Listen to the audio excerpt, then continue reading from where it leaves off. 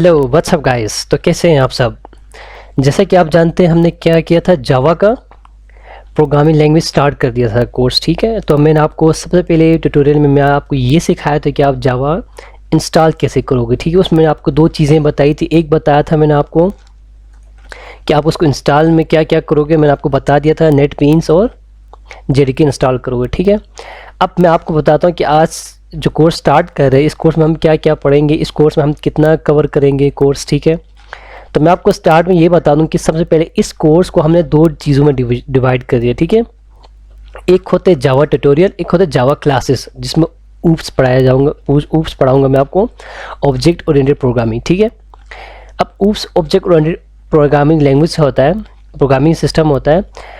अब इसमें हम क्या करेंगे, एक जो बंदा है जिसको C++ नहीं आती, जिसको सी नहीं आती, वो क्या करे, ये जो मैं जावा ट्यूटोरियल सिखा रहा हूँ वो इसको कंप्लीट देखे। ठीक है, वो जब इसको कंप्लीट देखेगा तो उसको समझ आएगा कि वेरिएबल्स क्या होती है, सिंटैक्स क्या होती है, सी आउट कैसे किया जाता है, प्रिंट आउट कैसे करते हैं, वेरिएबल कैसे करते हैं, फंक्शन कैसे कॉल करते हैं। ठीक है, ये सारी चीज़ें वो किस में सीखेगा, जावा ट्यूटोरियल में। ठीक है, उसके बाद जो ऊप्स का जो टॉपिक है वो मैं, ये जब कंप्लीट होगा तकरीबन मेरे ख्याल से 3 या 4 वीडियोस में कंप्लीट हो जाएगा जावा ट्यूटोरियल, तो मैं क्या करूँगा उसी के बाद जावा क्लासेस स्टार्ट कर दूंगा। ठीक है, अब जावा क्लासेस में हम क्लासेस के बारे में पढ़ेंगे, ऑब्जेक्ट्स के बारे में पढ़ेंगे, थ्रेड्स के बारे में, चाइल्ड थ्रेड्स के बारे में। ठीक है, सारी चीज़ें उसमें हम पढ़ेंगे ऊप्स में। ठीक है, तो मैं अभी आपको बता रहा हूँ कि जावा ट्यूटोरियल में हम क्या पढ़ेंगे, जावा पढ़ेंगे। ठीक है, तो बेसिक्स ऑफ जावा। अब जिसको C++ कुछ भी नहीं आता वो यहाँ से सीख ले तो उसको आ जाएगी जावा, मतलब उसको।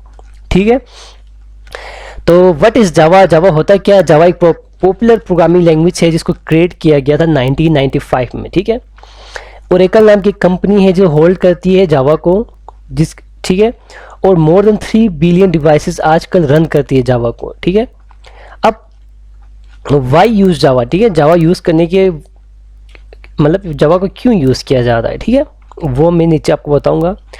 अब यहाँ पे भी कुछ बताया हुआ है कि जावा को क्यों यूज़ किया जाता है, जावा को मोबाइल कहाँ यूज़ किया जाता है, जो जावा को मोबाइल एप्लीकेशंस में यूज़ किया जाता है, जैसे गेम्स वगैरह होती है, डेस्कटॉप एप्लीकेशन में यूज़ किया जाता है, वेब एप्लीकेशंस में यूज़ किया जाता है, वेब सर्वर्स और एप्लीकेशन सर्वर्स में यूज़ किया जाता है, गेम्स में, डेटाबेस कनेक्शन सिस्टम में।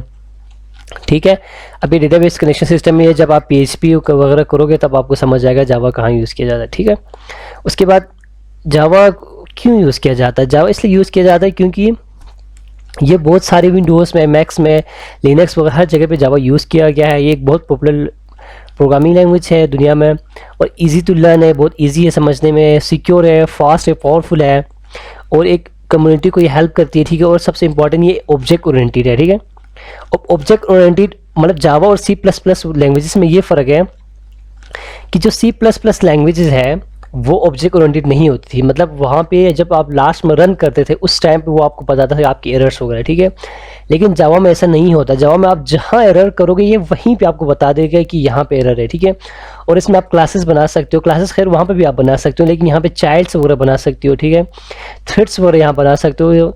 तो ऊप्स जो है ना, ऊप्स जावा में ज़्यादा ईजी है इंस्टीड ऑफ C++ वगैरह में। ठीक है, तो आज हम जो स्टार्ट कर रहे हैं, हम आज स्टार्ट करें मैं आपको output, comments, variables and data types, if else, switch case वगैरह, number, boolean, characters, operator, string, math, while loop, for loop, break करना जावा को, अरेस वगैरह सारा पढ़ाऊंगा मैं। ठीक है, तो मैं कोशिश करूँगा इस वीडियो में जितना हो सकता है कवर हो जाए, बाकी मैं नेक्स्ट वीडियोस में आपको बताता जाऊँगा।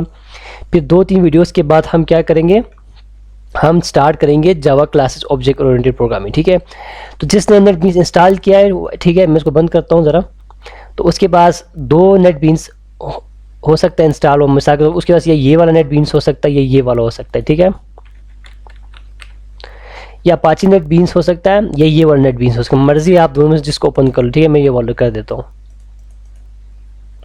ये मैं इसको रन किया, ओपन किया, तो ये ओपन हो रहा है अभी, तो ठीक है, तो ओपन हो गया। तो आपके पास ये खाली से ओपन होगा, इस तरह का आपको ओपन होगा, और यहाँ पे नीचे आपकी क्या हो रही है, लोडिंग हो रही है। ठीक है, तो आप सबसे पहले क्या करोगे, आप फाइल पे जाओगे, एक न्यू प्रोजेक्ट बनाओगे। ठीक है, नेक्स्ट यहाँ जावा पे क्लिक करोगे। ठीक है, नेक्स्ट किया, फिर आपने जहाँ पे भी फोल्डर बनानी है आपने वहाँ ब्राउज़ करना है। मैं यहाँ पे बनाया हुआ है, फर्स्ट प्रोग्राम के अंदर गया। ठीक है, मैं इसको डिलीट कर दूँ, एक सेकेंड में इसको ज़रा मैं क्या करता हूँ, मैं इसको डिलीट कर देता हूँ, ठीक है। मैं यहाँ पे एक फ़ाइल बनाया, किस नाम से, फर्स्ट, मैं कहता हूँ फर्स्ट प्रोग्राम के नाम से, ठीक है। मैंने ओपन कर दिया। अब मैं प्रोजेक्ट का नाम क्या रखूँगा, प्रोजेक्ट का नाम, मेरे प्रोजेक्ट का क्या नाम होगा, ठीक है। तो मैं प्रोजेक्ट का नाम मैं रखता हूँ आउटपुट, मिसाल की, तो आप कुछ भी रख सकते हैं, अब आप ऐसा करें, आप कुछ भी मत रखें, ठीक है। आप अपने, मैं इसको कैंसिल करता हूँ, आप कुछ भी मत रखें, फिर आपको मतलब जब आप यूज़ टू हो जाओगे ना तब तक के लिए आप कुछ मत रखें, ठीक है। मैं ब्राउज़र में गया, फिर दोबारा से ये कहाँ गया, मेरे इधर है, मैं यहाँ पे सेव करना चाहता हूँ मेरा, ठीक है।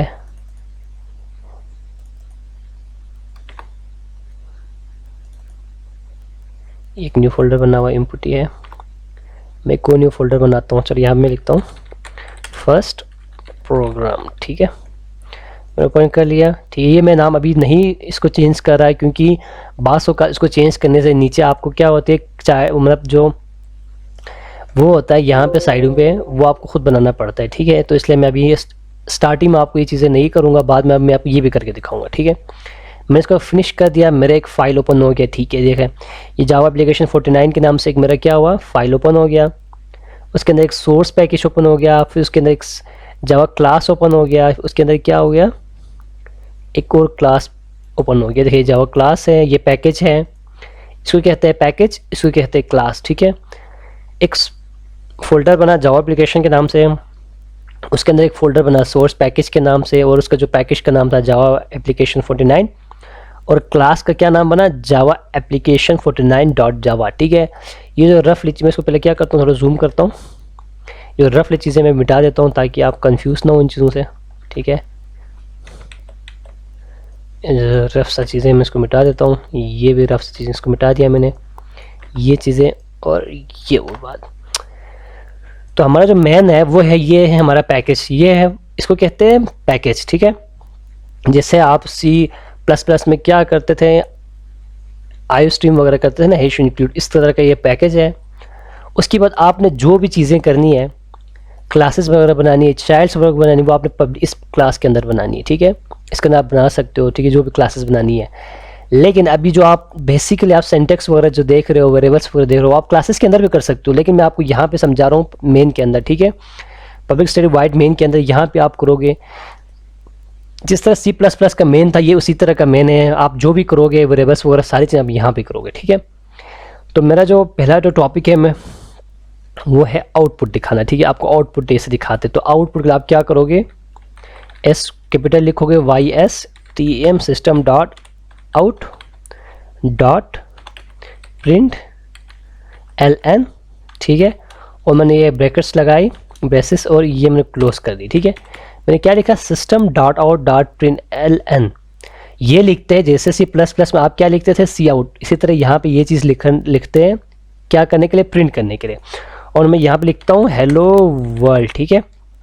और आप जब भी रन करोगे, यहाँ F11 दबाओगे तो वो सही से रन नहीं होता। आप यहाँ पे आओगे, राइट क्लिक दबाया और यहाँ से रन कर दिया, देखिए यहाँ से जैसे रन किया, यहाँ पे रन हो रही है, देखिए रन हो रहा है। और यहाँ पे मुझे प्रिंट करके दिखाया हेलो वर्ल्ड, ये आपका मुबारक हो, आपको क्या हुआ, फर्स्ट प्रोग्राम रन हो चुका है। मैं इसी को कॉपी करता पेस्ट करता हूँ नीचे, मैं दूसरा यहाँ पे प्रिंट करके दिखाता हूँ आपको। मैं लिखता हूँ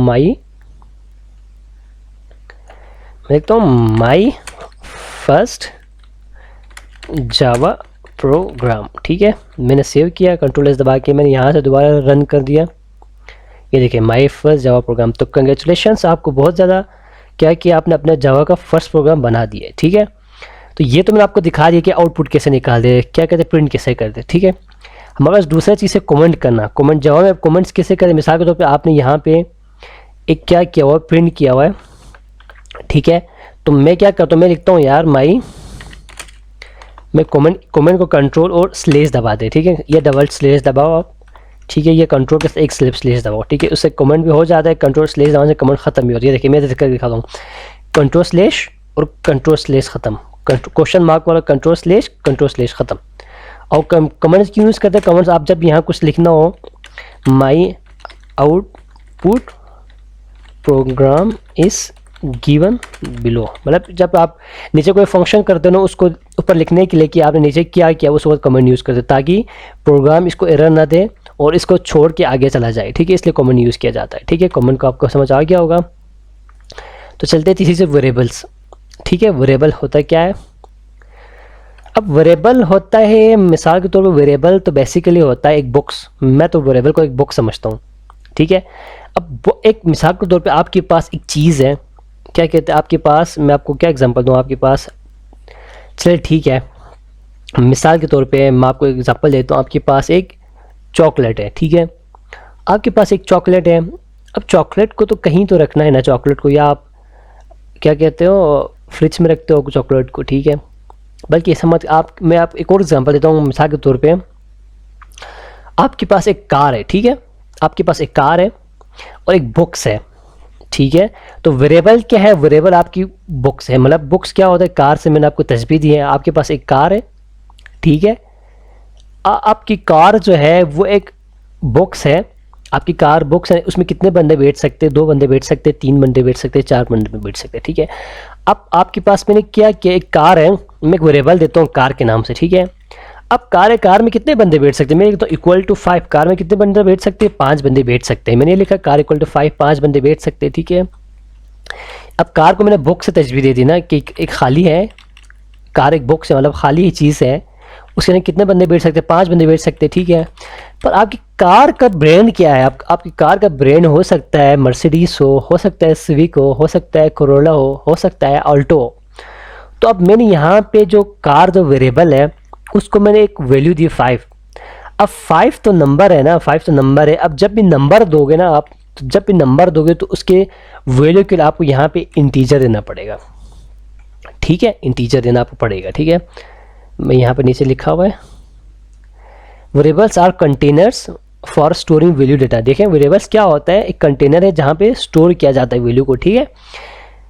अब in Java there are different types of variables, Java में बहुत सारे टाइप की वेरिएबल्स है, ठीक है। अब वेरिएबल आप मिसाल के तौर पे क्या कह सकते हो, ABCD अल्फ़ाबेट्स का आप कर सकते हो, नंबर्स का कर सकते हो आप, ठीक है। लेकिन जब आप नंबर्स का करोगे तो उसका एक ब्रांड होगा और उस ब्रांड को कहा जाता है डेटा टाइप, ठीक है। ब्रांड को कहा जाता है डेटा टाइप और कंटेनर को कहा जाता है वेरिएबल, ठीक है।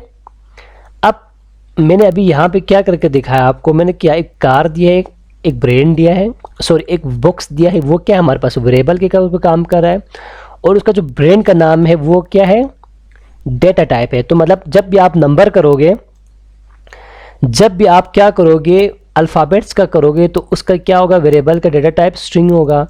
जब भी आप नंबर्स का करोगे, जब भी आप नंबर्स का करोगे तो उसका डेटा टाइप क्या होगा, इंटीजर होगा। जब भी आप डेसिमल्स का करोगे तो उसका, जब भी आप डेसिमल्स को बॉक्स दोगे ना या कार दोगे, उसका जब वैल्यू आप डेसिमल्स में पॉइंट्स में दोगे तो उसका डेटा टाइप हमेशा क्या होना चाहिए, जी बिल्कुल सही जवाब, फ्लोट में होना चाहिए। मतलब उसका जो ब्रांड है वो फ्लोट होना चाहिए। जब आप सिंगल कीवर्ड दोगे, सिंगल आप अल्फ़ाबेट दोगे तो उसका डेटा टाइप क्या होना चाहिए, कार होना चाहिए, करेक्टर मतलब। और जब आप ट्रू फॉल्स का दोगे तो उस वक्त क्या होना चाहिए, बूलियन होना चाहिए। तो ये है डेटा, इसको कहते हैं डेटा टाइप्स।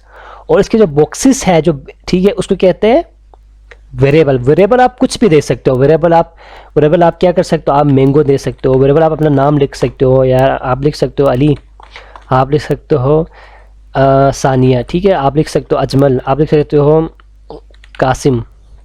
तो वेरिएबल आप कुछ भी कर सकते हो, लेकिन आपको जो डेटा टाइप है ना वो आप इन चीज़ों से आप हटा नहीं सकते, स्ट्रिंग से, इंटीजर से, फ्लोट से, कैरेक्टर से, बूलियन से, ठीक है, आप नहीं हटा सकते।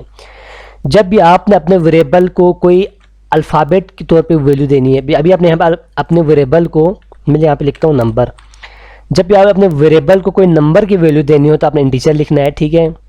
जब भी आपने अपने वेरिएबल को क्या करना है, अल्फ़ाबेट्स के तौर पे लिखना, तो आपने डबल कोटेशन लगा के आपने लिखना है अली। तो आपने क्या किया, उसका उस वक्त क्या डेटा टाइप दोगे आप, उस वक्त आप स्ट्रिंग दोगे, क्योंकि आपको क्या है, वेरिएबल क्या है आपका, कैपिटल एस आता है। आपने क्या, वेरिएबल की जो वैल्यूज़ है वो क्या है, अल्फ़ाबेट्स में है, ठीक है। मैं आपको बताया वेरिएबल की जब वैल्यू अल्फ़ाबेट्स में होगी, टेक्स्ट में होगी तो स्ट्रिंग दोगे, नंबर्स में होगे तो इंटीजर दोगे, डेसिमल में होगा तो फ्लोट दोगे, अगर सिंगल कैरेक्टर है तो क्या, कार दोगे। अभी मैं यहाँ पे देता हूँ डेसिमल, मिसाल के तौर पर डेसिमल की जगह आप कुछ भी रख सकते हो। मैं इक्वल टू देखता हूँ 5.6। तो अब बताएं मुझे इसका डेटा टाइप क्या देना चाहिए, मैं 3 सेकंड देता हूँ, 3 2 1, बिल्कुल सही जवाब। मुझे इसका डेटा टाइप देना चाहिए फ्लोट, क्योंकि डेसिमल्स में है, ठीक है। अगर मैं ऐसा करता, अच्छा ये क्यों एरर दे रहा है, बस यहाँ पे 2 स्पेस आ गया, float decimal equal to 5.6, error क्यों दे रहा है। अभी मुझे एरर दे रहा है ये 5 पॉइंट डेसिमल, तो मैं यहाँ पे क्या करता हूँ, फ्लोट की जगह पे मैं डबल लिखता हूँ, क्योंकि डबल भी क्या करता है, पॉइंट्स में रहता है। देखो अभी सही हो गया, ठीक है। और कार क्या करता था, हमारा एक वर्ड देता था हमेशा, ठीक है। सिंगल लिख के रखता हूँ, क्या करता है वेरिएबल, कुछ भी आप नाम दे सकते हो। यहाँ पे क्या एक सिंगल वर्ड देता था, ठीक है। वो सिंगल वर्ड के लिए ये आएगा, ठीक है, ए, ये सिंगल कोटेशन वाला आएगा, ठीक है। फिर फ्लोट आता था, फ्लोट नहीं बूलियन, आप बूल करके लिखोगे, यहाँ पे इसने बूलियन पूरा लिखा हुआ है, चलो ठीक है, ठीक है। जैसे आप डेटा टाइप्स दोगे ना, ये क्या होगा, ब्लू होता जाएगा सिवाय स्ट्रिंग के, ठीक है। मुझे आप लिखोगे इज इट, क्या ट्रू हो गया फॉल्स, मैं लिख रखता हूँ ट्रू, ये ब्लू हो गया, फॉल्स लिखते तो भी होता है। ये अब ये चीज़ें क्या थी, वेरिएबल्स और डेटा टाइप्स कैसे देते, मैं आपको ये सिखाए, ठीक है। अच्छा, तो वेरिएबल्स क्या होता है, फिर इसके साइजेस होती है डेटा टाइप्स की, ठीक है। अब क्या इंटीजर हो, ठीक है, इंटीजर हो तो फिर वो 123 से -123 होते हैं। ये अभी थोड़ा ये, हाँ ये देखें, इंटीजर जो है उसकी जो स्पेस होती है वो 4 बाइट्स का होता है, और ये माइनस ये इतना उसकी वैल्यूज़ की रेंज होती है, ठीक है। अब लॉन्ग क्या होता है इंटीजर का ही टाइप है, लेकिन ये क्या करते हैं, बड़ी वैल्यूज़ को सेव किया जाता है, ठीक है। उसकी रेंज बड़ी हो तो ये ज़्यादा स्पेस कवर करता है। फ्लोट भी वही है, 4 टाइप बाइट्स का है, और ये 6 to 7 डेसिमल डिजिट्स तक कर सकता है। डबल क्या होता है, 8 बाइट्स का होता है। बूलियन 1 बाइट का होता है, सॉरी बूलियन 2 बाइट्स का होता है, और कैरेक्टर 1 बाइट का होता है। बूलियन 2 बाइट्स का होता है और कैरेक्टर 1 बाइट का होता है, ठीक है। तो ये था वेरिएबल और डेटा टाइप्स, ठीक है। तो मैं अभी आपको इफ एल्स और स्विच केस, बल्कि इफ एल्स और स्विच केस मैं आपको नेक्स्ट में करके दिखाऊंगा, ठीक है। मैं आपको यहाँ नंबर एक देखता हूँ और उसको एक प्रिंट करके दिखाता हूँ, ठीक है, जैसा भी हमने यहाँ पे डेटा टाइप्स दी थी, ठीक है। मैं तो इंटीजर, मैं एक बॉक्स कंटेनर मैं देखता हूँ, मैं देखता हूँ मार्क्स, ठीक है। मार्क्स, हमारे पास कितने मार्क्स आए, 53, ठीक है। तो उसकी डेटा टाइप्स क्या होगी, इंटीजर मार्क्स। अब मैं क्या चाहता हूँ, मैं चाहता हूँ इसको प्रिंट करूँ, ठीक है। तो मैं सिस्टम डॉट